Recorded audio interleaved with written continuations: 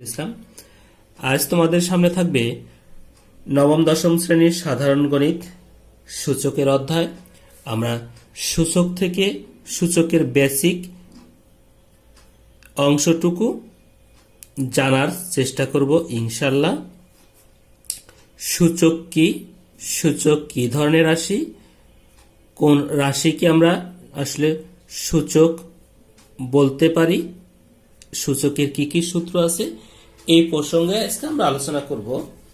ধরা যাক একই রাশি এ গুণন এ গুণন এ গুণন এ। এখানে এ একটি চলক যা একই রাশির পর্যায়ক্রমিক গুণ আকারে লেখা আছে। 3 গুণন 3 গুণন 3। এখানেও হলো কার কি সংখ্যাগুলো যা একই সংখ্যা এবং পর্যায়ক্রমিক গুণ আকারে লেখা আছে। প্রথমটির ক্ষেত্রে এ হলো কার এখানে একটি রাশি যার ভিত্তি এ, এর উপরে ঘাত 1, এর উপরে ঘাত 1, এর উপরে ঘাত 1, এর উপরেও ঘাত 1 বিদ্যমান। 3 উপরে ঘাত 1, এখানেও 3 উপরে ঘাত 1, এখানেও 3 উপরে আমরা ঘাত 1 আছে বলে আমরা মনে মনে ধরে নেই। এই ক্ষেত্রে এ এবং প্রতিটা রাশি একটি আরেকটির সাথে গুণ অবস্থায় বিদ্যমান। গুণ থাকলে পরে এই রাশিগুলোর ঘাত যা আছে সেগুলো পর্যায়ক্রমিকভাবে যোগ হয়ে যাবে। যোগ করে দিলে a পাওয়ার 4। এই ক্ষেত্রে 3 1 প্লাস 1 প্লাস 1, এখানে আমাদের আসলো 3 পাওয়ার 3। এখন লক্ষণীয় বিষয় যে আমরা x পাওয়ার 6 y পাওয়ার 2 এটাকে আমরা লিখতে পারি x গুণন x গুণন x গুণন x গুণন x গুণন x। তার মানে 6টি x এর পর্যায়ক্রমিক গুণ। এখানে আমরা y লিখতে পারি y গুণন y, এখানে দুটি y এর পর্যায়ক্রমিক গুণ। তাহলে দেখা গেল যে এর উপরে পাওয়ার 4, 3 উপরে ঘাত 3, x এর উপরে ঘাত 6, y এর উপরে ঘাত 2। ভিত্তি এবং ঘাত সম্বলিত যে রাশিটুকু আমরা পেয়ে থাকি এই টোটাল রাশিকেই বলবে সূচকীয় রাশি। তাহলে আমরা এই রাশিকে বলতে পারি সূচকীয় রাশি।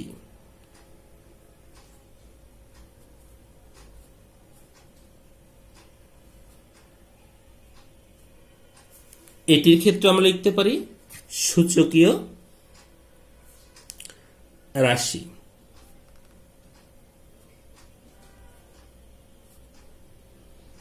তাহলে সূচকীয় রাশি হতে হলে পারে তার একটি কাঠামো লাগবে, যে কাঠামোর ক্ষেত্রে একটি ভিত্তি, এখানে a হলো ভিত্তি এবং 4 হলো কার কি তার ঘাত। এখানে 3 হলো ভিত্তি আর এই 3 হলো ঘাত। এখানে x হলো ভিত্তি, এখানে 6 হলো ঘাত। ঠিক এখানে y হলো ভিত্তি, 2 হলো কার কি ঘাত। এই জাতীয় অংশগুলোকে বলবে হলো কার কি সূচকীয় রাশি। এখন এই সূচকীয় রাশিগুলোর ক্ষেত্রে বা এই 4.1 অঙ্কগুলো করার ক্ষেত্রে অথবা যে কোনো ধরনের সূচকীয় অঙ্কগুলো করার ক্ষেত্রে আমাদের কতগুলো সূত্রের প্রয়োজন, বেসিক কিছু অর্থের প্রয়োজন, বেসিক কিছু তথ্যের প্রয়োজন, যে তথ্যগুলোর উপর নির্ভর। প্রথম সূত্র ছিল গুণের ক্ষেত্রে এই গুণটা আসলে কোন ধরনের গুণ, যে একটি সূচকীয় রাশি a পর m আর একটা সূচকীয় রাশি a পর n এর সাথে গুণ অবস্থায় থাকবে, এটিকেই বলবে সেই গুণের অংশ সূচকীয় গুণের ক্ষেত্রে। এই ক্ষেত্রে আমরা সূত্রগুলোকে বা এই সূত্রটিকে আমরা কিভাবে এক্সপ্লেন করতে পারি, যদি একই জাতীয় ভিত্তি সম্মিলিত সূচকীয় রাশি থাকে তাহলে ভিত্তিটা এক রেখে যদি গুণ থাকে, এই গুণের জন্য আমাদের এই ঘাতগুলো কি করতে হবে, গুণের জন্য এই ঘাতগুলো যোগ হয়ে যায়, তার মানে m সাথে nটা যোগ হয়ে যাবে, তাহলে a পর m প্লাস n আমরা পেয়ে গেলাম। এই সূত্রটুকু যদি আমরা অন্যভাবেও এক্সপ্লেন করি, ব্যাখ্যা করি, ধরলাম b পাওয়ার x ইন্টু b পাওয়ার y, এই ক্ষেত্রে আমরা লিখতে পারি b x প্লাস y। ভিত্তিগুলো এক ছিল, এই ভিত্তি আমাদের এখানকার ভিত্তি b হয়ে গেল, আর এই সূচকীয় ঘাতগুলো কি হয়ে গেল, যোগ হয়ে গেল x প্লাস y। যদি এগুলোকে আমরা সংখ্যার মাধ্যমে কিছু উদাহরণ দিয়ে এক্সপ্লেন করি তাহলে আমরা এভাবে লিখতে পারি যে 3 উপরে যদি আমরা পাই 5 গুণন 3 উপরে যদি আমরা 2 পাই গুণন 3 উপরে যদি আমরা 3 পাই, তাহলে এগুলোকে আমরা কিভাবে লিখব।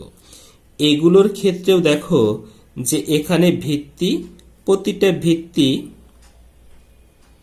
একই জাতীয়, তার মানে এই ভিত্তিটাকে যদি আমরা এর সাথে তুলনা করি তাহলে এখানে 3,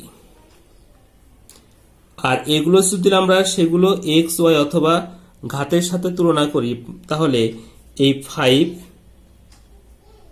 প্লাস 2 প্লাস 3,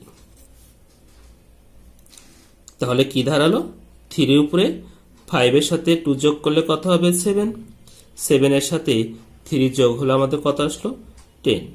তাহলে এই অংশটুকু আসলো সূচকীয় গুণফলের ক্ষেত্রে প্রথম সূত্রের গাণিতিক রূপ প্লাস সূত্রের আলোচনা। দ্বিতীয় যে সূত্রটুকু আছে,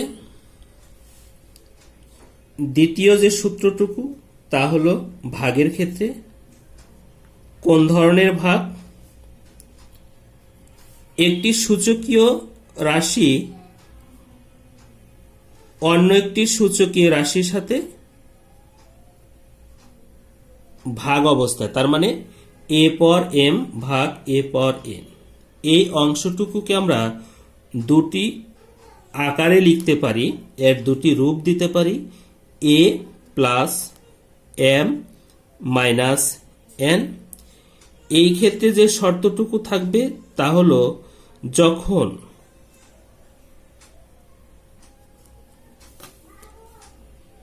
m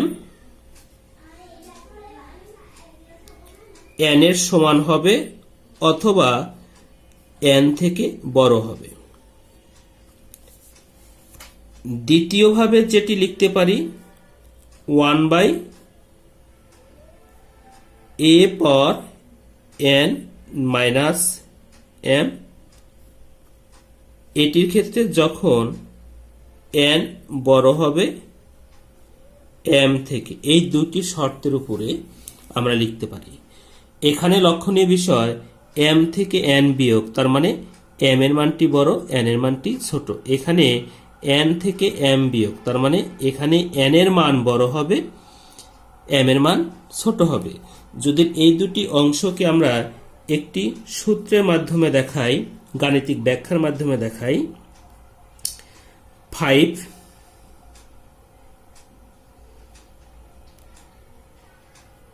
এরকম যে a পাওয়ার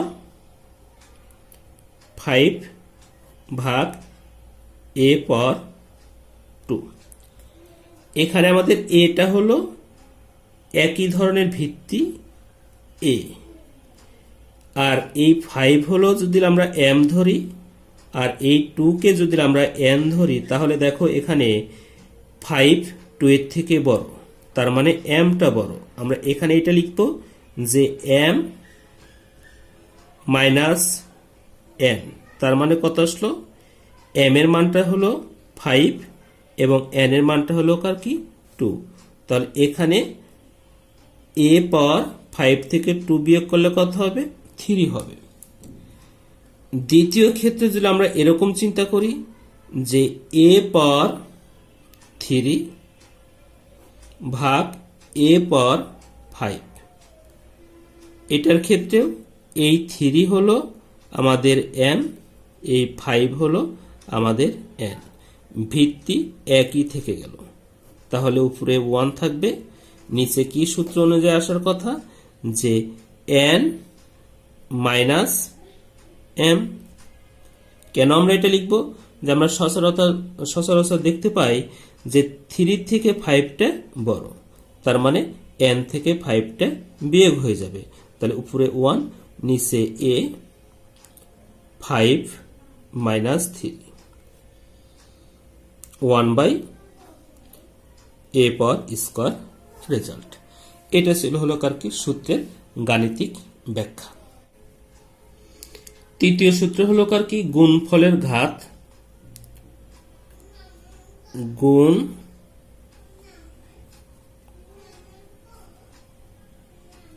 ফলের ঘাত। গুণফল রাশিটা আসলে কিভাবে ধরলাম, এ বি দুটি রাশি গুণ অবস্থায় আছে, ব্র্যাকেট দিয়ে তার উপর পাওয়ার n, তার মানে এই অংশটুকু আমরা লিখতে পারি a এবং b উভয় রাশিটা একে অপরের সাথে গুণ অবস্থা বিদ্যমান। তার মানে এটাকে আমরা লেখা যায় a পাওয়ার n গুণন b পাওয়ার n। এটি হলো আমাদের 3 নাম্বার সূত্রটির, এটি হলো আমাদের 3 নাম্বার সূত্রটির গুণফলের ঘাতের ক্ষেত্রে যে ফর্মুলাটুকু আছে সেই ফর্মুলা অনুযায়ী। এই ক্ষেত্রে দেখো, যদি আমরা এটাকে এক্সপ্লেন করি এভাবে যে a গুণন b পাওয়ার কত, ঘাত n, তাহলে a এর উপরে 1 আছে, তাহলে 1 গুণন n, b 1 গুণন n, তার মানে এই ঘাতের সাথে এই ঘাতটা কোন হিসাবে গুণ হলো, পাশাপাশি গুণ হলো, এখানে একটি লক্ষণীয় বিষয়। তাহলে a পাওয়ার n গুণন b পাওয়ার n, এই ছিল আমাদের গুণফলের তৃতীয় সূত্রটির ব্যাখ্যা। যদি এই অংশটুকুকে আমরা একটু গাণিতিক ভাবে দেখাইতে পারি, তাহলে এই গাণিতিক ভাবটা এরকম আসবে যে ধরুন 3 গুণন 5 পাওয়ার 4, 3 গুণন পাওয়ার 5 পাওয়ার n। এইটার ক্ষেত্রে আমরা লিখতে পারি যে 3 গুণন 5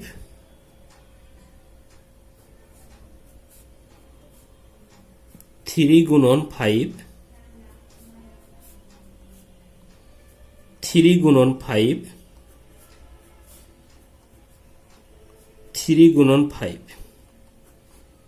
কেন পর্যায়ক্রমিকভাবে 4টি গুণ আকারে লেখা হলো, এখানে ঘাত আমাদের ছিল 4।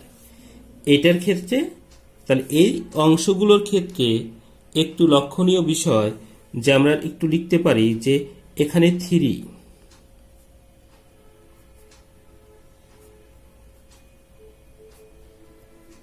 এই একটি অংশ,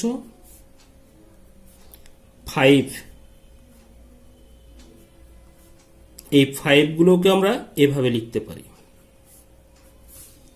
লেখার পরে দেখো যে এই 3 কয়টি আছে, মিস্টেক, 3 আছে 4টি, তাহলে 3 লিখে তার উপর পাওয়ার 4, এখানে আমরা 5 লিখে তার উপর পাওয়ার 4 লিখতে পারি। এই ক্ষেত্রেও তাই, কি আসবে, 3 পাওয়ার n গুণন 5 পাওয়ার n। আমরা 4 নং যে সূত্রটি আছে, 4 নং সূত্রটি হলো কার কি, ভাগফলের ঘাত,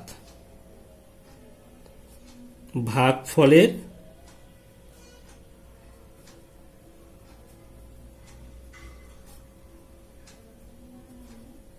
ঘাত।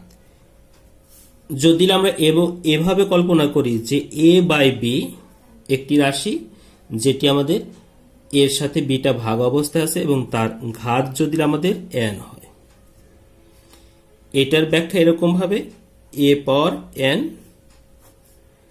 b পাওয়ার n। এই ক্ষেত্রে একটা শর্ত আছে, যে শর্তটা কখনোই b এর মানটা 0 সমান হবে না, অর্থাৎ b কখনোই 0 হইতে পারে না। এরকম সূত্রের ক্ষেত্রে যে বেসিক অংশটুকু, সেই বেসিক অংশটুকু যদি আমরা গাণিতিকভাবে সূত্রগুলোকে দেখাই, তাহলে a বাই b পাওয়ার 3, এটাকে আমরা লিখতে পারি a বাই b গুণন a বাই b গুণন a বাই b। তার মানে a গুণন a গুণন a, b গুণন b গুণন b। স্বাভাবিকভাবেই এখানে a পাওয়ার 3, এখানে b পাওয়ার 3 আমরা লিখি, যেখানে আমাদের কখনোই b ইকুয়াল নট 0। যদি এগুলো অন্য একটি সংখ্যার মাধ্যমে দেখা যায়, তাহলে এরকম ভাবেও সেগুলো পেয়ে যাব। 5 নাম্বার যে সূত্রটুকু আছে তা হলো কার কি, ঘাতের ঘাত,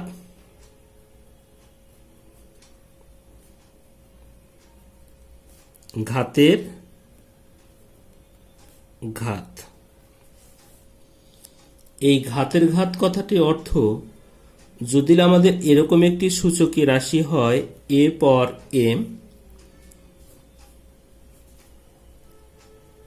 তার সাথে যদি ঘাত n হয়ে থাকে, তাহলে a m এবং n পাশাপাশি গুণ হবে।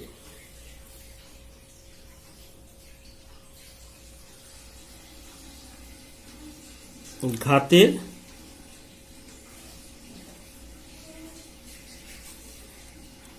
সাথে ঘাত সব সময়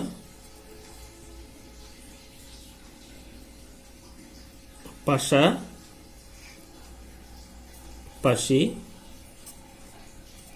গুণ হয়। শূন্য সূচক, শূন্য সূচক কথাটুকুর অর্থটা কি? শূন্য সূচক, তাহলে x একটি, যদি শূন্য দেওয়া যায় তাহলে এটি একটি শূন্য সূচক। এর উপরে যদি আমরা শূন্য দেই, এটি একটি শূন্য সূচক। a বাই b এর উপর যদি আমরা একটি শূন্য দেই, এটি একটি শূন্য সূচক। সকল শূন্য সূচকের মান কত হবে? সূচকীয় ভাষায় 1। এই ক্ষেত্রে আমাদের x কখনোই শূন্যর সমান হবে না, এই শর্তটুকু বহন করবে। a কখনোই শূন্যর সমান হবে না, এই শর্তটুকু থাকবে। আরেকটি অংশ আছে ঋণাত্মক সূচক।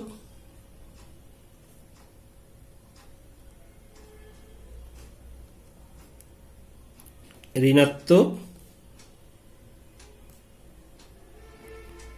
সূচক a পাওয়ার n।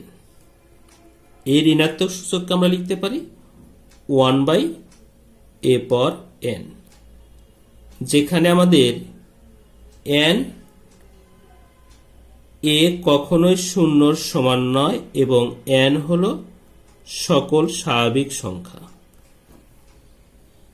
আমরা সূচকীয় রাশিগুলোর ক্ষেত্রে 4.1 ক্ষেত্রে এই তথ্যগুলো, এই বেসিক জিনিসগুলো যদি আমরা মোটামুটি ভাবে পূরণ করতে পারি, তাহলে সূচকের এই অধ্যায় থেকে আমাদের আর কোনো ধরনের সমস্যা আশা করি থাকবে না।